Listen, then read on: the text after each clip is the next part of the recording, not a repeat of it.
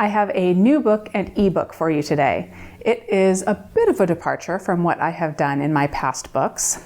This is all about monochrome landscapes. I went back through a whole bunch of years of my photography.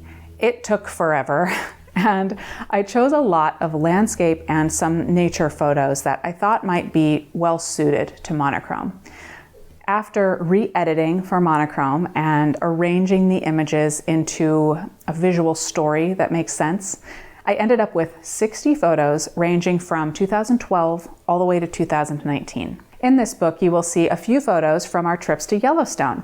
I am headed back to Yellowstone in May of 2020 for a photography tour that you can join. I will put a link up above and in the description to where you can learn more about it. There was an error in pricing when we first launched the tour page, so if you haven't been back since, definitely check it out. It is going to be amazing, and I hope you can join us. Monochrome is a different way of looking at things.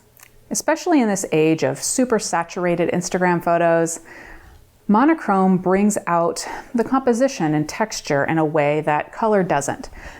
It seems both more simple and more complicated sometimes. I thoroughly enjoy a good black and white image. In fact, for a while, I was doing monthly themes on my channel where I focused all of my projects in that month on a certain concept. My absolute favorite was always Monochrome March. Maybe I'll do that again. Maybe I should do that again this year, at least for March. Would you participate? All monochrome, all the time, for a whole month? One thing you will notice when you flip through this book is that all of the photos have the same monochrome look to them. As you probably know, one monochrome image might be completely different from the next because monochrome doesn't just necessarily mean the range of pure black to pure white. There's often a little bit of a color mixed in there to adjust the mix. So I worked back and forth on my images so that I could find one unified look across the board. In many of my books, I share the gear and settings for each photograph, but I decided not to in this one. I really wanted you to forget the idea of gear and settings and just enjoy the art, my art.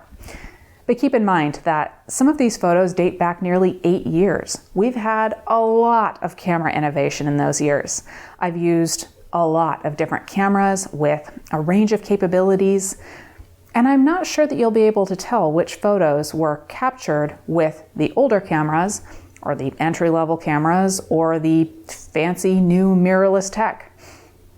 I love my tech, and I have practically had love affairs with some of my cameras and lenses, but no amount of technology would have helped me if I was sitting on my couch with it.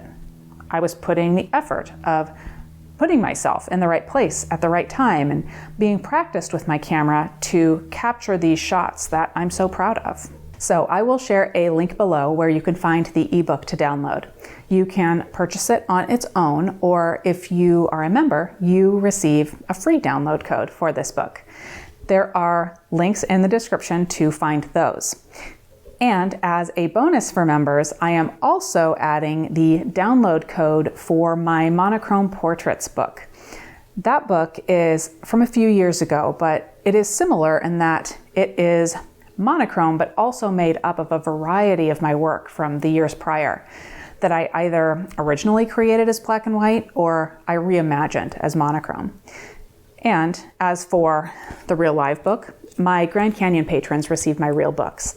They actually already received their signed hard copies of this, but if you want this book or you just want to support this channel that way, you can sign up to be a Grand Canyon patron within the next couple of months, and you will receive this book as well. Again, link below for more. All right, check out those links to the book options and to my Yellowstone photo tour. Subscribe and like this video if you haven't already, and thank you for watching, everyone.